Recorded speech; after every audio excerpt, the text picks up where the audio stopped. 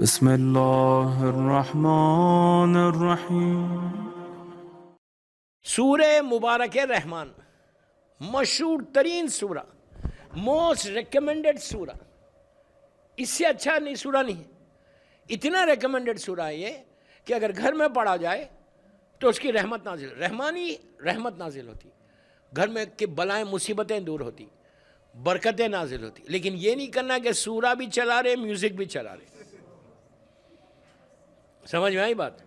یہ نہیں کہ صبح صبح، اس لیے کہ میں جانتا ہوں کویت میں، نام تو نہیں لے رہا، کویت میں ایک بہت بڑی، آج کا زمانہ نہیں، آج کل تو سی ڈیز بھی ختم ہو گئے، ایک زمانہ تھا ویڈیوز کا 90s میں۔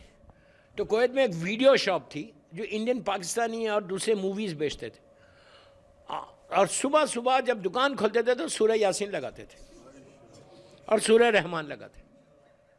میں نے ان سے پوچھا بھائی تم یہ رحمان اور یاسین کیوں لگاتے؟ مولا برکت کے لیے۔ اب سوچو، یہ اسلام ہے، یہ فکر ہے ہماری۔ حدیث قصہ سے شروع کریں گے، مکس گیدرنگ میں رکھیں گے، کوئی فائدہ ہی نہیں ہے وہ تو نہیں۔ تو اب سورہ کیوں کر رہا ہوں؟ وہ دکان کیا بیچ رہا کیا؟ انڈین موویز بیچ رہا۔ اور اس کو جب آ کے کہنے لگا مولانا آج کل سیزن ہمارا ڈاؤن ہے، دعا کریں، یہ شیعت ہے۔ آپ سوچو، سب امام کے چاہنے والے، دین وہ بولتے کہ میں تو سب سے بڑا مولا کا چاہنے والا۔ بابا بولنے کی ضرورت نہیں ہے کہ تم مولا کے چاہنے والے۔ کیا ہو رہا ہے؟ تمہارا کیریکٹر بتانا، تمہارا کیریکٹر، کردار بتانا، تمہارا رہن سہن بتانا کہ تم علی والے ہو۔ تو بہرحال سورہ رحمان اتنا ریکمینڈڈ سورہ ہے، روز گھر میں لگائیے، ہارڈلی 10 منٹ کا سورہ ہے۔ قبرستان جاتے ہو تو سورہ رحمان لگاؤ، قبر میں جا کے سورہ رحمان پڑھو، بے انتہا فائدہ۔ 114 سوروں میں اللہ نے اس سورے میں اپنے سٹائل کو بدلا، اپنا سٹائل بدل دیا۔ اللہ کبھی احسان کر کے بولتا نہیں، اس کا احسان اتنا ہے، پلیز پلیز پلیز پلیز غور سے، احسان اتنا ہے، اس کا فیور اتنا ہے، اس کا کرم اتنا ہے، وہ اتنا مرسیفل ہے کہ ہول لائف اپنی پیشانی کو زمین پہ رکھ کے اس کو تھینک یو بولے نا تو ختم نہیں ہوتا۔ اتنا 24 گھنٹے شکر ادا کرو، کوئی چیز کو دیکھو اللہ کا شکر ادا کرو۔ یہ معصومین کا طریقہ ہے۔ سب سے زیادہ جو نیچے پرابلم ہونے والا وہ زبان کا گناہ ہے، جو پہلی رات ہی کو شروع ہو جائیں گے۔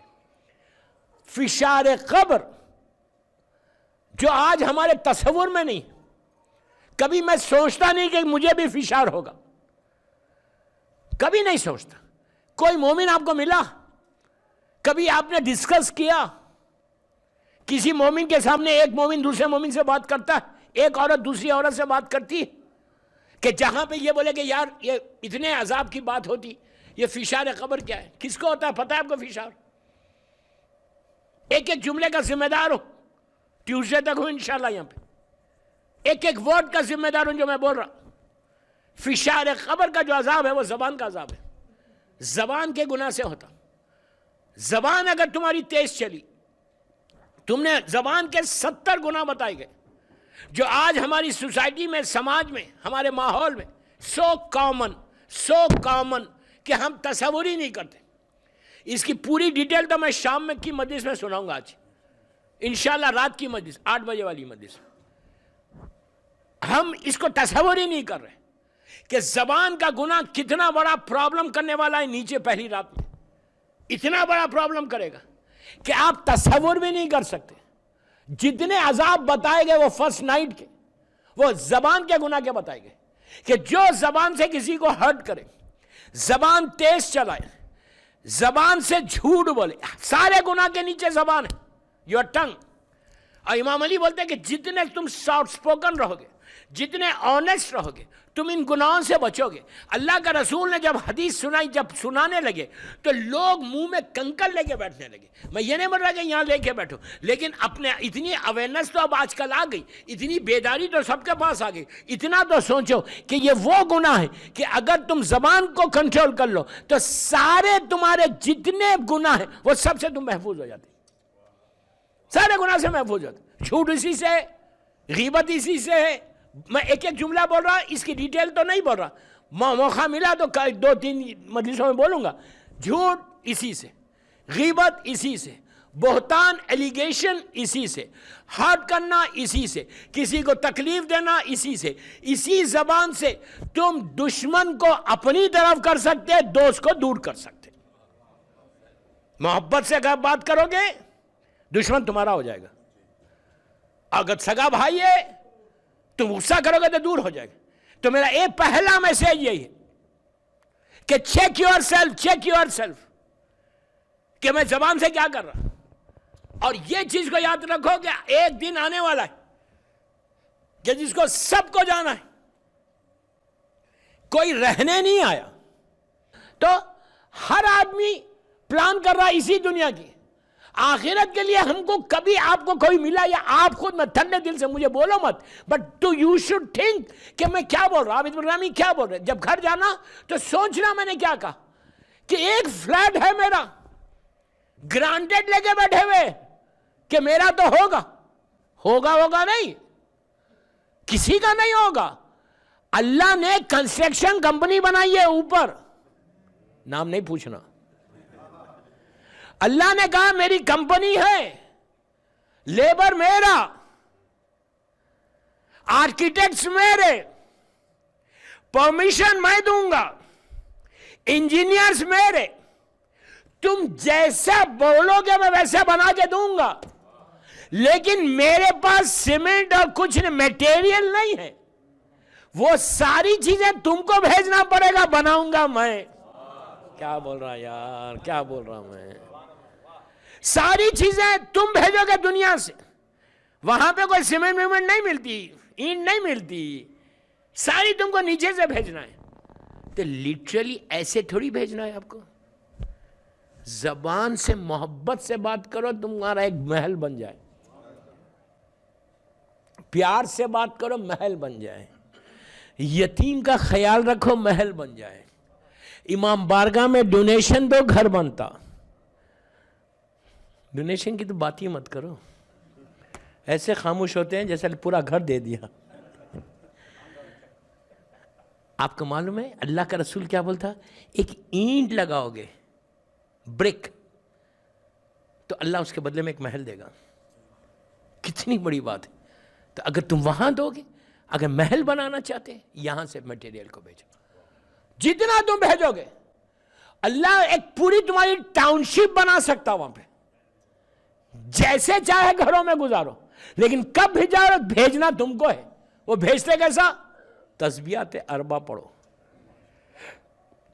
صبح شام، سبحان اللہ والحمدللہ ولا الہ الا اللہ واللہ اکبر۔ اللہ کی تسبیح پڑھو گے تو تمہاری جو ہے تمہارے گھر بنیں گے، یتیم کا خیال رکھو گے گھر بنے گا، غریب کے سر پہ ہاتھ رکھو گے گھر بنے گا، کسی کی بیوہ کی مدد کرو گے۔ لیکن یہ ساری چیزیں جو کر رہے نا، دنیا کو بتا کے نہیں کرنا، اکیلے میں کرنا۔ یہ نہیں کہ یہ بھی دیکھے یہ بھی دیکھے یہ بھی دیکھے، میں دے رہا $1000 لیکن سب کے سامنے دے رہا کہ پتہ چلے کہ عابد بالغرامی نے $1000 دیے، کوئی فائدہ نہیں۔ ہر وہ کام کرو جس سے ہو سکے پوشیدہ، اور دعا یہ کرتے رہو کہ پروردگار ہم کو موقع دے، چانس دے کہ میں تیرے دین کی، تیرے بندوں کی خدمت کر سکوں، ہم کو موقع دے کہ تیری عبادت کر سکوں، ہم کو موقع دے کہ تیری اتنی اطاعت کروں کہ یہاں نہیں وہاں پہ مجھے اس کا اجر ملے۔ صلوات پڑھ لے محمد والے۔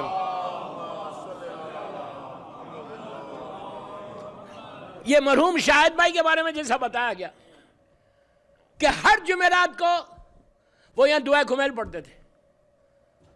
آپ سوچو دعائے کمیل کا پڑھنا، ایک آدمی ہو، دو آدمی ہو، 100 ہو، 1000 ہو، وہ پڑھا کرتے تھے صبح تھرسڈے نائٹ مردے کے لیے سب سے بڑی رات ہوتی۔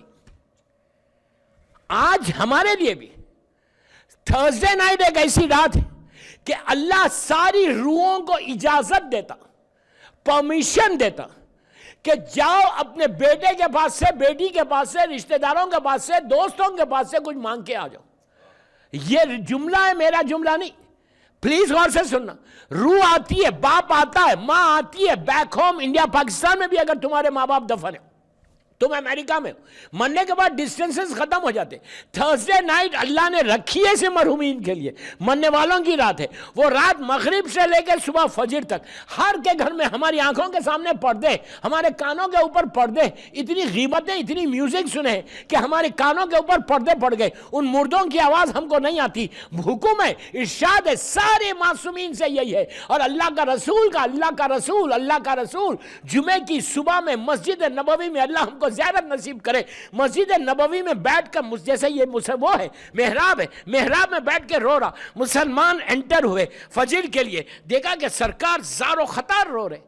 مسلمان گھبرا گیا، کہنے لگا یا رسول اللہ کس نے رلا دیا؟ کل رات میں تو آپ بالکل صحیح تھے، کس نے رلایا؟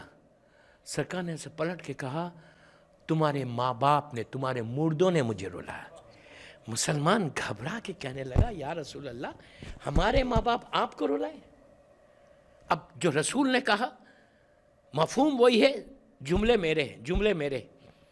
اللہ کے رسول نے کہا تم تو اپنے نرم بستر، جملے میرے ہیں، اپنے نرم بستر پہ، نرم تکیے پہ، نرم پلو پہ سر رکھ کے سو رہے تھے. تمہاری ماں، تمہارا باپ تمہارے دروازے پہ کھڑے رہ کے بھیک مانگ رہا تھا. سمجھ میں آئی بات؟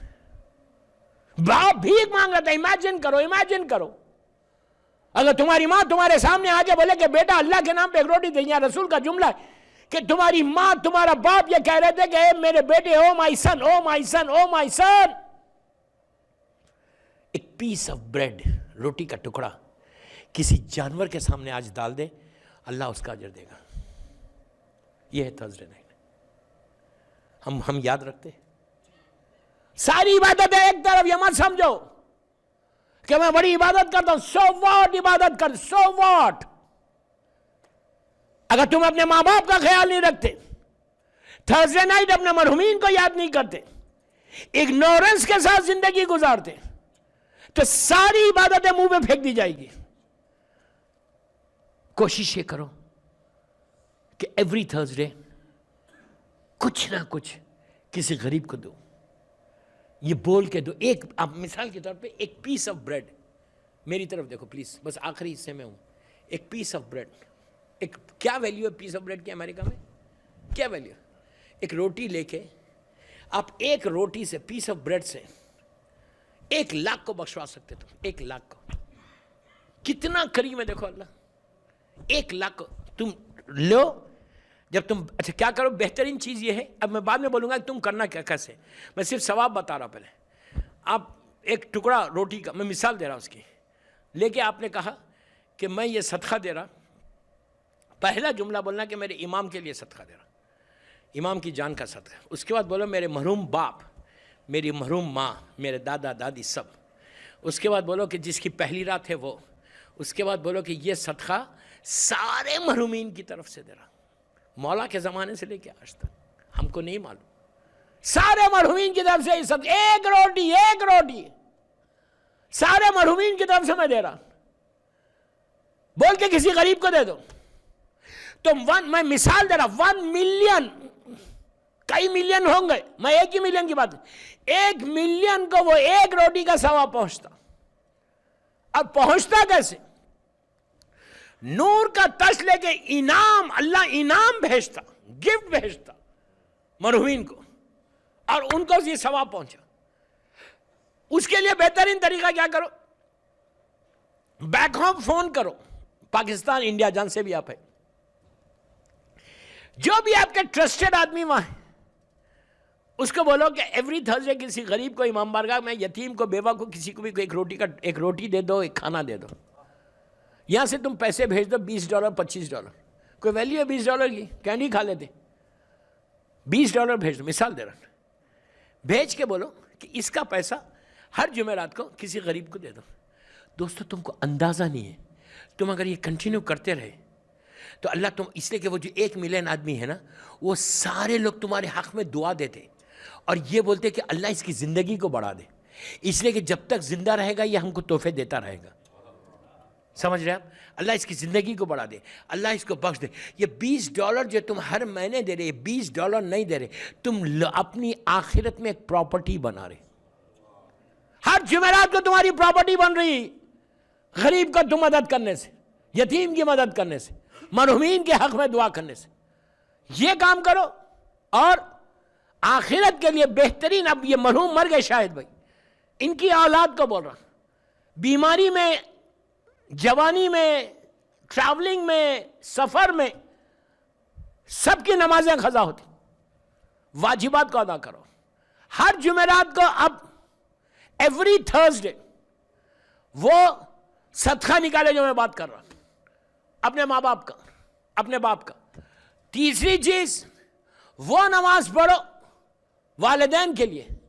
2 رکعت نماز بتا رہا، نماز مغفرت والدین. 3 منٹ ہے، 3 منٹ کی نماز، جسٹ 3 منٹ. جس کے ماں باپ مر گئے ان کے لیے بول رہا ہوں. سمپل طریقہ، وہ نماز نہیں، رب اغفر لی والی نماز نہیں، یہ دوسری نماز. یہ نماز کا ہر آدمی کو چاہیے پڑھے، جس کے ماں باپ نہیں ہے، دادا دادی، نانا نانی، سب کو اس کا فائدہ پہنچتا. سو سمپل نماز. پہلی رکعت میں الحم اور سورہ قل هو اللہ احد بسم اللہ، اور دوسری رکعت میں الحم اور سورہ کوثر. نیت کرو میں نماز پڑھتا ہوں 2 رکعت مغفرت والدین قربتاً اللہ. پہلی رکعت میں الحم اور سورہ قل، دوسری رکعت میں الحم اور سورہ کوثر. اس کے بعد نماز ختم ہوئی، فجر کی نماز کی طرح بیوی کی تسبیح پڑھو، دعا کرو.